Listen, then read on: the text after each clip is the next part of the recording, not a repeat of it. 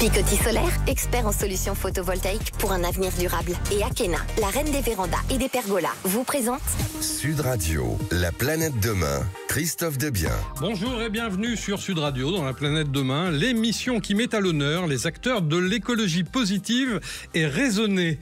Alors, dans la seconde partie de notre émission, nous aurons le plaisir d'accueillir Tanguy de la Ville-Georges, cofondateur de WeWard, l'application qui permet à chacun de ses utilisateurs de gagner de l'argent ou alors de soutenir des œuvres caritatives pour chaque pas effectué. Mais tout de suite, nous avons l'honneur de recevoir Lancelot Dautuil, directeur général d'Octopus Énergie France, fournisseur d'énergie 100% verte et française.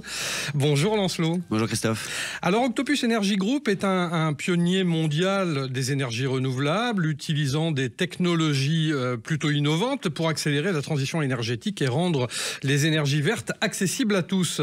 Mais pour réussir son pari, Octopus met à disposition de tous ses clients particuliers, entreprises et même collectivités, tous les moyens pour payer une électricité renouvelable beaucoup moins chère, mais aussi mieux comprendre et maîtriser leur consommation d'énergie, bien sûr, dans l'objectif d'atteindre une plus grande sobriété collective.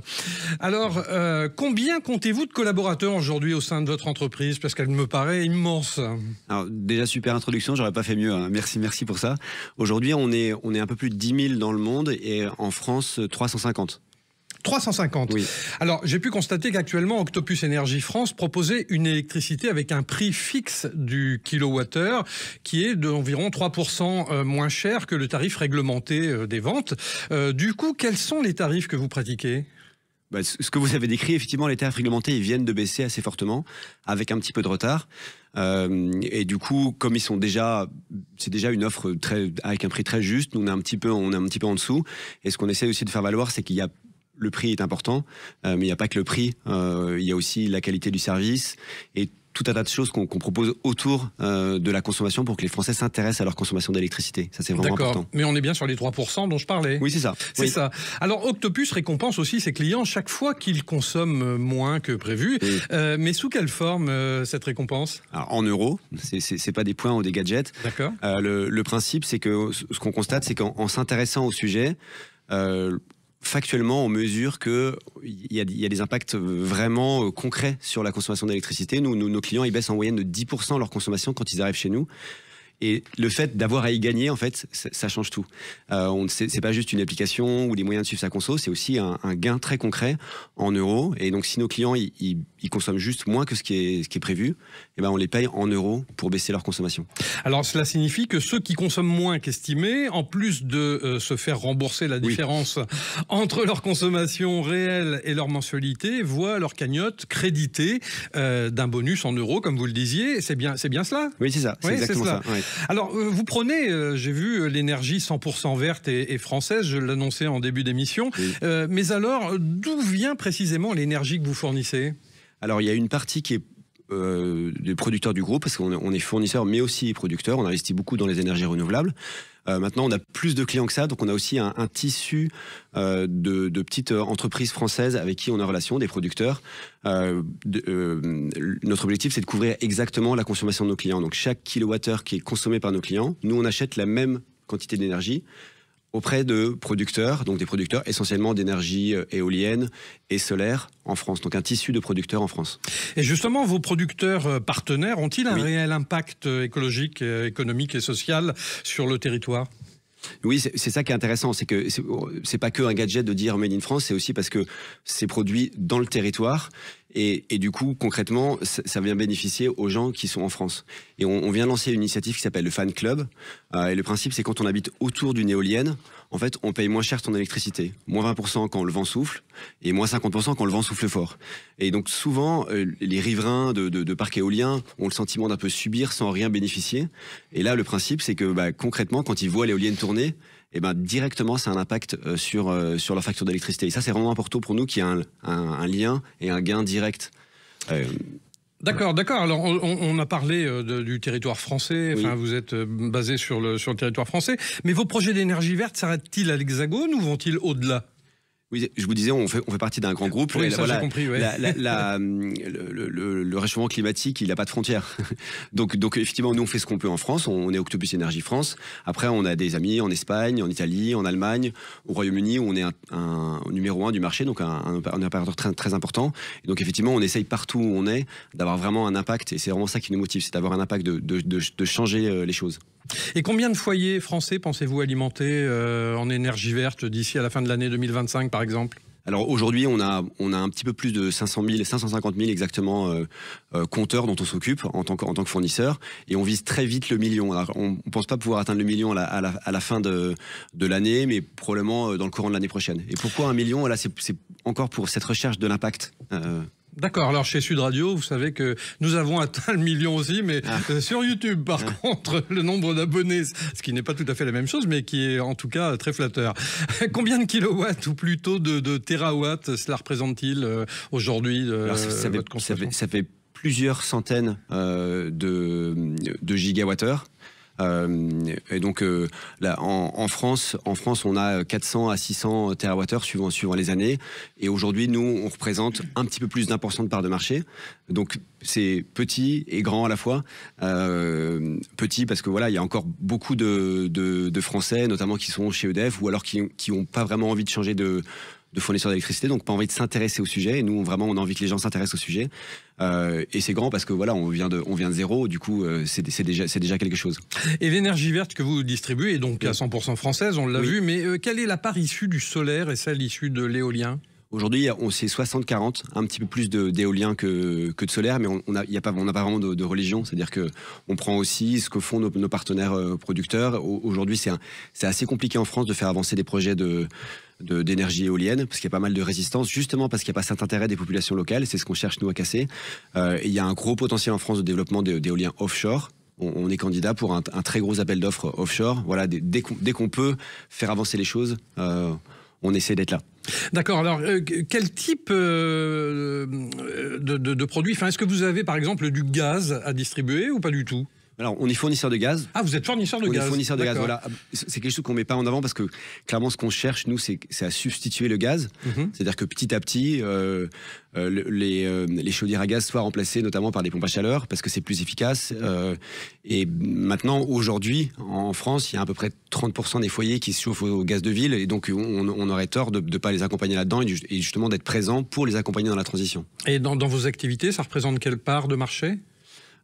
On a à peu près la même part de marché en gaz et en électricité. Donc on a à peu près 30% de nos clients qui ont aussi du gaz par ailleurs. Tout le monde a l'électricité chez soi, pas tout le monde du gaz.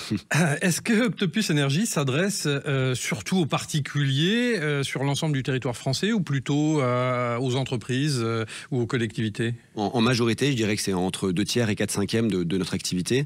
Maintenant, on est aussi fournisseur de collectivités. On est fournisseur de la ville de Paris, on est fournisseur de communautés de communes, donc plutôt des grandes organisations, et toujours avec la même idée. L'idée, c'est ce qu'on peut faire avec des particuliers, évidemment un petit peu différemment. On peut aussi le faire avec des collectivités ou des grandes entreprises pour les accompagner dans la transition.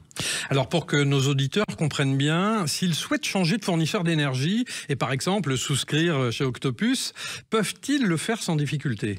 Ouais, c'est vraiment hyper simple, c'est en quelques clics. L'avantage qu'on a en France, c'est qu'on a un service public de l'électricité qui s'assure de l'acheminement, du branchement, des compteurs, de la partie, on va dire, technique. Nous, on est là pour la relation commerciale. Et donc, qu'on soit chez Intel ou n'importe quel fournisseur, derrière, c'est toujours Enedis, le service public, qui gère la partie des compteurs. Donc, la partie changement est vraiment très simple, se fait en quelques clics en ligne. Alors, je reviens sur quelque chose que vous avez cité tout à l'heure. Vous aviez parlé du fan club. Oui. Ce projet de fan club que vous avez mis en place, oui, et dont j'ai aussi entendu parler, c'est quoi précisément pour que tout le monde comprenne bien ? Alors le principe, c'est les personnes qui habitent. Aujourd'hui, on a un fan club. En France, il y en a 5 ou 6 autres au Royaume-Uni et en Allemagne. Les personnes qui habitent autour de l'éolienne, ils bénéficient directement d'une réduction sur leur facture. Et donc c'est assez simple, en fait on a une petite application, ou alors il suffit d'ouvrir sa fenêtre quand on est vraiment à côté, quand on voit l'éolienne tourner, si elle tourne lentement, en moyenne les éoliennes tournent 80-85% du temps, donc si elles tournent un petit peu, c'est moins 20% directement sur sa facture, et si elle tourne vide, quand il y a un bon coup de vent, c'est une éolienne qui est au nord de Nantes, Voilà, il y a un bon vent marin, hop, c'est moins 50%. Merci beaucoup Lancelot de Tuile, directeur général d'Octopus Énergie France, fournisseur d'énergie 100% verte et française. Merci. Nous nous retrouvons dans un instant sur Sud Radio, la planète demain bien sûr, pour un reportage en immersion avec Thibaut, notre French Trotter national. À tout de suite. Picoty Solaire, expert en solutions photovoltaïques pour un avenir durable. Et Akena, la reine des vérandas et des pergolas, vous présente Sud Radio, la planète demain, Christophe Debiens. Nous voici de retour dans la planète demain sur Sud Radio en compagnie de Thibaut, le French Trotter, qui aujourd'hui a testé pour nous un vélo à assistance électrique révolutionnaire, particulièrement respectueux de l'environnement. Bonjour Thibaut. Bonjour Christophe. Et oui, un vélo révolutionnaire car il est hybride. Il associe en effet deux sources d'énergie, une recharge par freinage grâce à des supercondensateurs et une batterie ultra compacte qui utilise beaucoup moins de lithium que les batteries traditionnelles. On doit ce vélo à un passionné de deux roues, Arnaud Malrin, qui a installé son propre centre de recherche et de production en Vendée. Et on va l'écouter nous parler plus en détail de l'anode hybride. C'est son nom, un véritable concentré de technologies innovantes.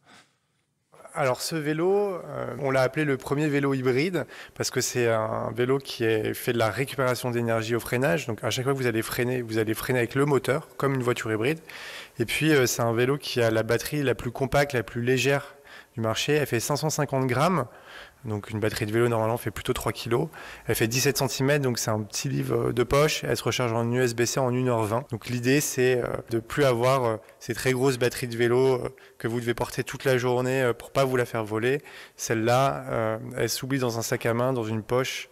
Et vous pouvez même recharger votre téléphone avec, elle fait powerbank. Et c'est un vélo qui est encore plus respectueux de l'environnement que ses concurrents ? Oui, tout à fait. C'est un vélo qui utilise 6 fois moins de lithium que les autres vélos électriques du marché. C'est aussi un vélo dont 75% de la valeur est produite en France. Nous fabriquons en interne, dans notre usine en Vendée, le moteur, les roues, et on fait également l'assemblage du vélo.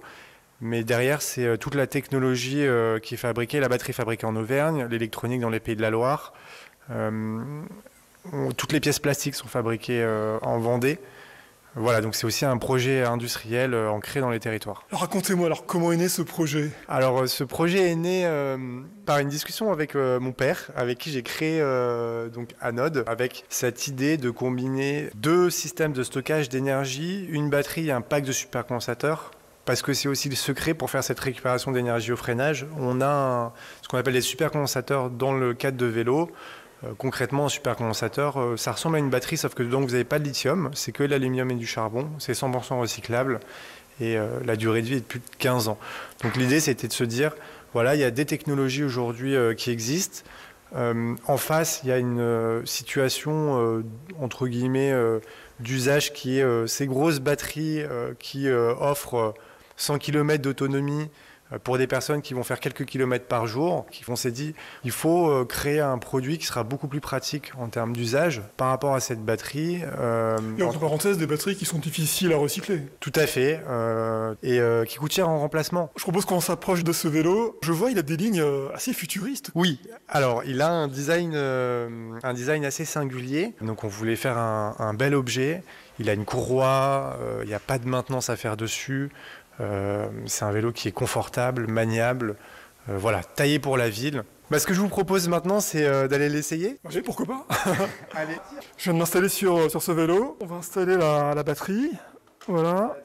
Hop, on la met comme ça, on ferme. Voilà, il y a l'emplacement spécial batterie sous la selle. On appuie sur le bouton on. On, d'accord, ça y est, il y a des voyants verts. C'est le niveau de charge du vélo. Voilà, la prise en main est très facile. On sent ce vélo ultra léger. La conduite est fluide et grâce au boost de la batterie, on pédale sans effort. Je suis vraiment conquis par ce vélo. Quels sont les retours que vous avez, Arnaud ? Les retours sont très bons. De manière générale, les personnes qui l'ont essayé nous disent qu'il est très confortable. Et en même temps, il a ce côté joueur avec la récupération d'énergie au freinage, le bouton boost. Bravo à Arnaud Malrin pour avoir imaginé ce vélo. On le recevra d'ailleurs la semaine prochaine dans notre émission, dans les studios de Sud Radio. En attendant, si vous souhaitez avoir plus d'informations, vous pouvez aller sur le site de son entreprise, bien sûr, www.anode.com. Merci Thibaut et à dimanche prochain.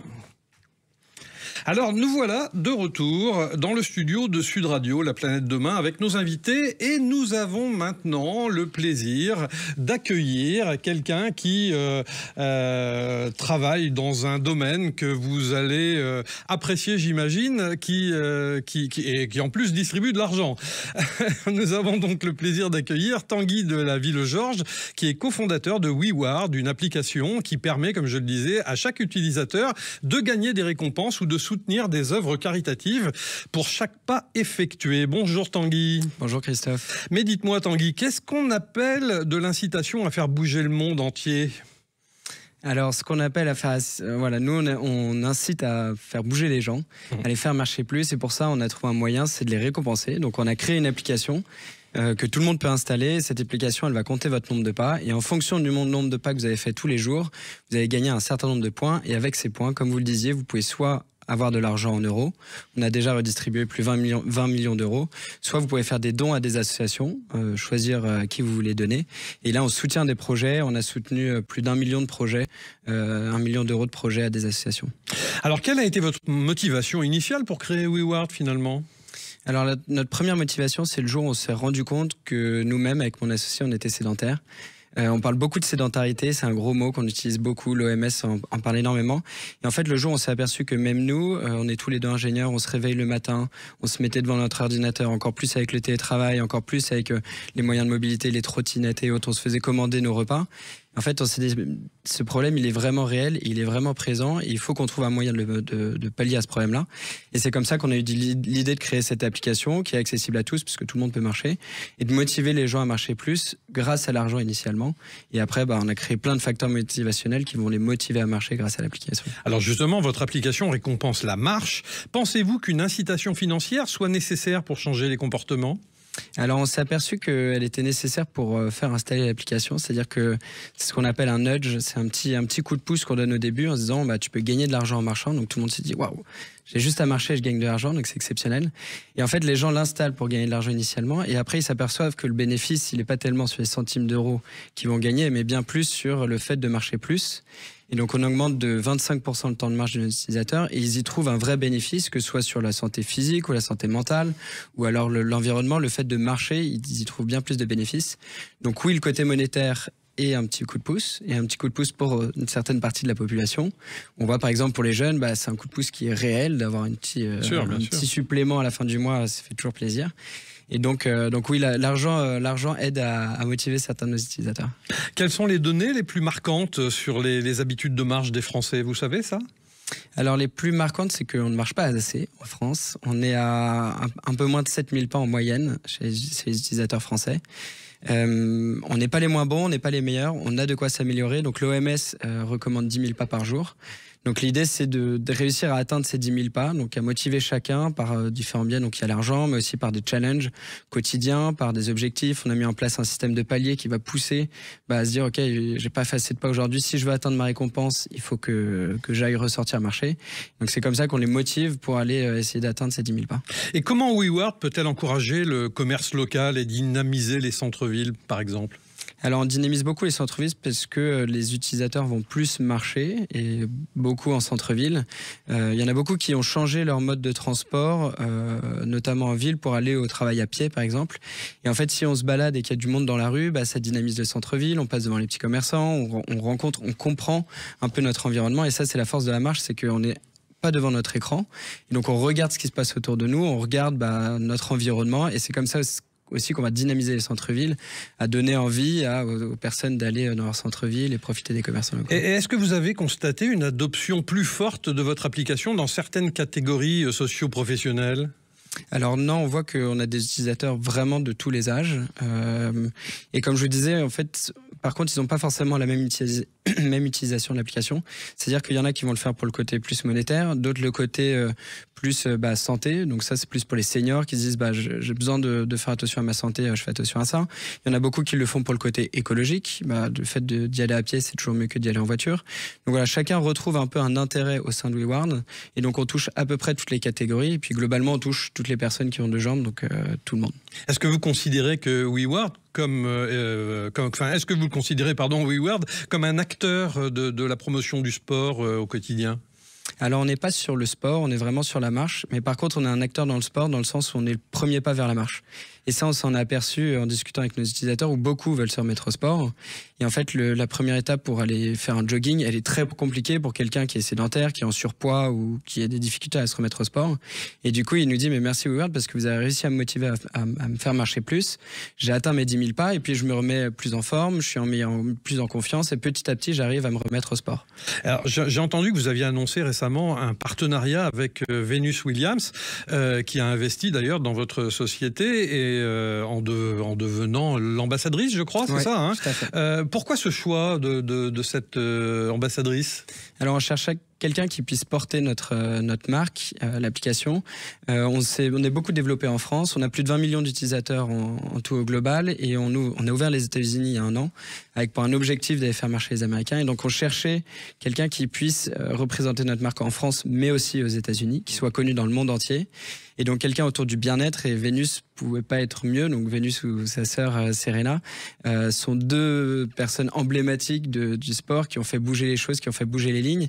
Et Vénus aujourd'hui se bat vraiment contre ce côté bien-être et transporte les mêmes valeurs que nous aujourd'hui sur le bien-être et l'équilibre important entre le sport, la nutrition, le sommeil et donc la marche elle va nous aider à apporter notre image dans le monde. Et qui marche plus, français ou américain? Français, pour le moment, largement. Bon, vous envisagez sans doute de développer des challenges de compétition entre les utilisateurs pour booster l'engagement, j'imagine. Oui, c'est toute une part de motivation, c'est ce côté social des challenges. Et on lance justement avec Vénus un grand championnat pour ce partenariat où les utilisateurs peuvent s'inscrire au championnat et donc marcher. Et plus ils vont marcher, plus on va redistribuer à une association caritative par l'intermédiaire de Vénus et également on va donner plein de cadeaux aux participants. Merci Tanguy de la Ville-Georges, cofondateur de WeWorld, l'application qui permet de gagner de l'argent, des récompenses ou encore de soutenir des œuvres caritatives pour chaque pas que vous ferez. On se retrouve la semaine prochaine sur Sud Radio dans La Planète Demain pour découvrir de nouveaux acteurs de l'écologie positive et raisonnée. Bien sûr, bonne semaine et à dimanche prochain.